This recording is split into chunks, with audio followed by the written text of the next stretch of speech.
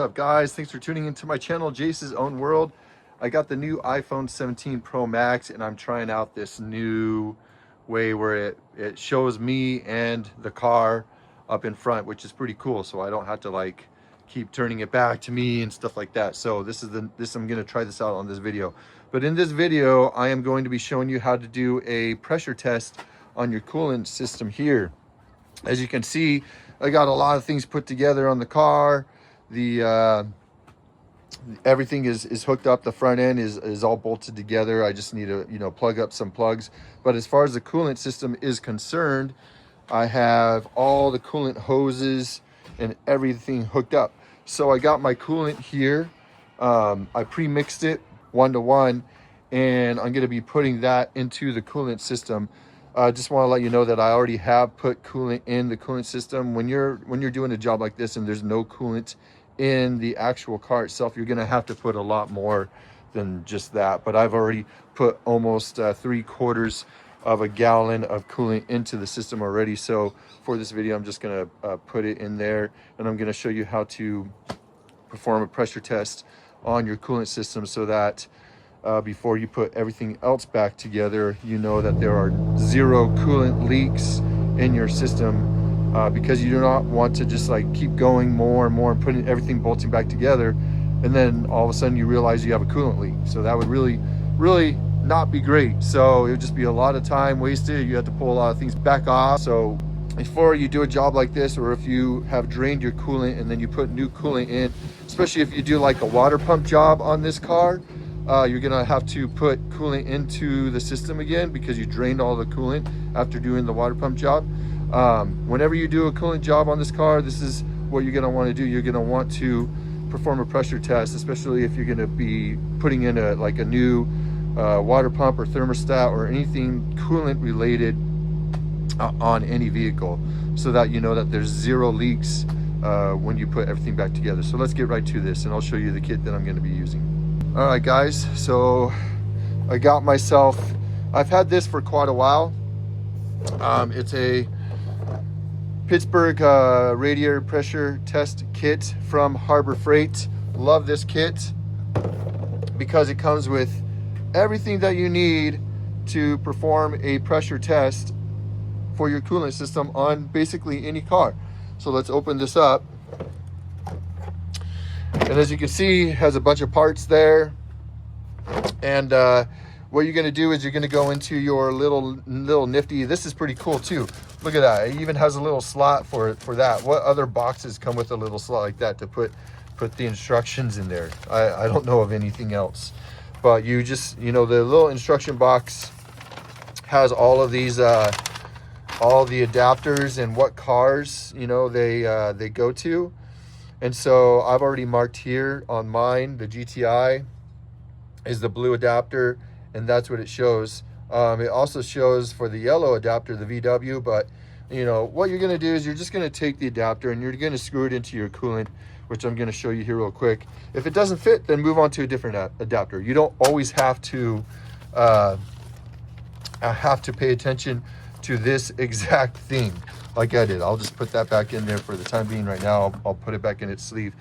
But let's go ahead and get to showing how to set up the coolant system and everything so that you can perform a pressure test on your coolant system. All right, it's about to rain here right now, so I got to get this done real fast. What you're going to need for this job is coolant, obviously, a funnel, a coolant pressure test, and a little bit of time, and that's about it. So you're just going to remove that from your coolant tank, and you're going to fill it up with coolant. I'm just going to pour all of this in there because it needs it. But, obviously, take your time so that you don't do exactly what I just did there and spill. So just fill it up, and I might actually have to go get more coolant and do the pre-mixing because I might not have enough to do this whole thing. There is coolant in the system like I explained before already, so but I'm already getting straight. So there we go. That's about good right there. And you want to check your little level right here. So you don't want to go over the maximum. My maximum line is right there. You don't want to go over the maximum when you're doing this job, all right? So now I got that filled up. You're gonna take the funnel out, keep that to the side, get your adapter, mine is the blue one, put it in, spin it on there, make sure it's tight because you do not want to have any leaks at all. And then you're going to take this part of the coolant pressure test system. This is the pump. The pump comes with a little thing right here that goes on there. This thing connects to the little adapter right here. And then you got your little pump right here with your dial gauge. When you're doing this job, I do not recommend going any further than 15 PSI. I usually keep it at like 10 to 12 PSI so that you're just not ruining anything in the system. If you go to 15 PSI, just don't go any further than 15 PSI because it's just too much, all right? Keep it 15 or below, but I prefer that you do it 10 to 12 and that will be just fine. All right, so now what you do is you connect this to your adapter there. And the adapter also has this little yellow thing right here. You want to press that to make sure that there's no air in the system before you do this. And all you do is start pumping. Start pumping. Now this is a kind of a cheap system, so you're gonna have to pump quite a bit to reach your desired PSI level. So let's just get to that PSI level.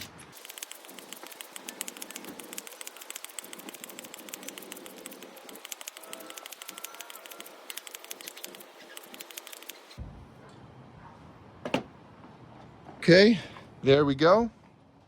As you can see here, I have my gauge pumped up to 12 PSI. Each increment is 1 PSI, so I have it pumped up to 12 PSI. Let's get back to this point of view.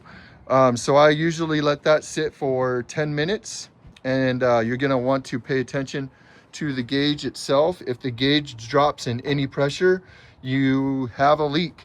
And if there is a leak, then you're gonna see coolant at this point. You're gonna leave that there, let it sit for 10 minutes. And during that 10 minutes, you're gonna actually go around and check your engine bay and all the spots for the coolant. So in this car, there's spots for the coolant around the turbo area over there.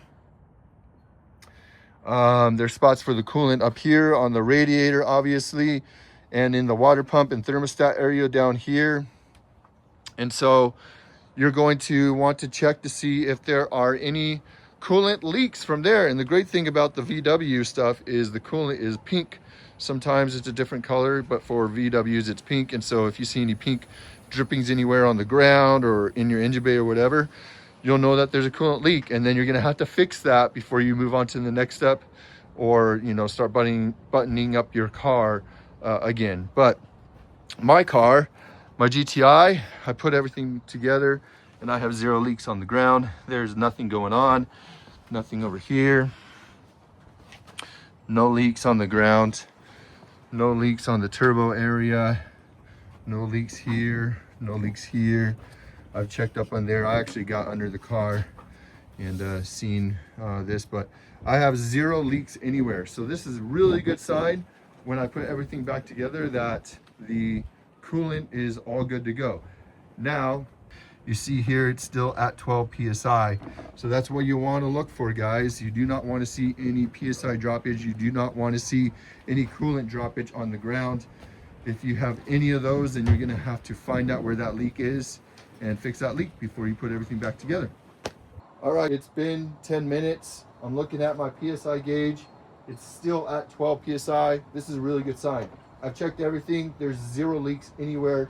Not at the coolant reservoir, not at any connections near the radiator, not at any at the turbo, none at the water pump or thermostat area or any other lines with that. So this is a success. This is really good. So now that you have checked everything, everything's good to go, and you can move on to the next part, and that is to disconnect the system.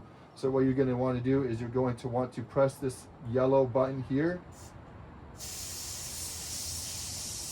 As you can hear that, if you can hear that, it's letting out the air, because you do not want to disconnect this with the air in there still. That will be an issue. You will not like that. So make sure you are relieving all of the air out of the system. Okay, my dial gauge shows 0, so I know that there's no air in the system. Just one last check there, and then you just disconnect it just like that. Put your stuff back together like this. Boom, boom. Remove your adapter here. Really easy. Put it back in its spot. Put all this back together, and then you put your cap back on. If you need to fill your coolant reservoir with more coolant fluid, then go ahead and do that. It looks like I do. I need to fill it more, so I'm going to have to get myself more coolant. But that's basically how you perform a pressure test on your coolant system. I'm so glad everything checked out, because that was one of my worries on everything. You know, it's just another thing that I have to check off the list. I was really hoping that I didn't have any coolant leaks, especially at the water pump, because that means I would have to go in there, take the intake manifold off, since I already have the front end on there and all that stuff, or remove the front end again and do all that stuff to make it easy. I don't know. It would have been a hassle. So I'm just really glad that I have 0 leaks. That's another mark that I can check off on the checklist. The car's coming together. This is really cool. I'm really stoked. Today I put on the front end, did a lot of different stuff, and I'm just putting it back together. I'm gonna have to drain the old gas and put new gas in there. So I had to put my battery on a trickle charger, because it's been sitting in the car for like 2 months plus, and it needs a charge before I do that, because I'm going to be using the battery. I'm going to hook up the battery, and I'm going to be using my VCDS software, also known as VAGCOM. I'm going to use the software to tell the system to drain all the old gas. And let me shut this. Drain all the old gas through this line that goes to the high pressure fuel pump. So basically the system is going to be draining, and I'm going to be using this, and I'm going to put it in a bucket. And yeah, that's how I'm going to drain the old gas, instead of going into the back and going into the low pressure fuel pump, taking that out and getting some of the gas, but not all the gas out. This way you're going to get most of the gas out. And since my gas has been sitting in my car for, let's see, a year and 1 month now. No, a year and 2 months now. So it's 14 months old gas in that car. I don't even know how much gas is in there. So it's going to be interesting on that, because you also don't want to drain the gas to where the tank is empty and then the fuel pump is running with no gas flowing through it. So it's going to be interesting. But yeah, that's going to be a fun thing. But other than that, everything's buttoning up really good. I even got my little exhaust cutout line here routed right here. Boom, boom, boom, boom, boom, all the way down. Kind of follows my high pressure fuel pump line, and it goes right into the vacuum port right there. So I'm going to have this little nipple right here. That's going to control my boost gauge, and I'm going to have the boost gauge line, which is this one right here.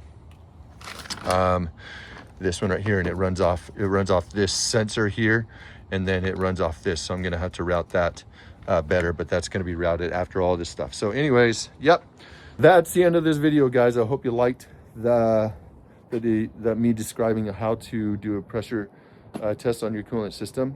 I know that will be beneficial to a lot of you, because these cars, as well as other VW years, generations, and models, have had water pump and thermostat issues for quite a while. So yeah, anytime you do a coolant thing, you're going to want to do this test. That kit right there from Harbor Freight, I don't remember, it was probably like 20 or 30 something bucks.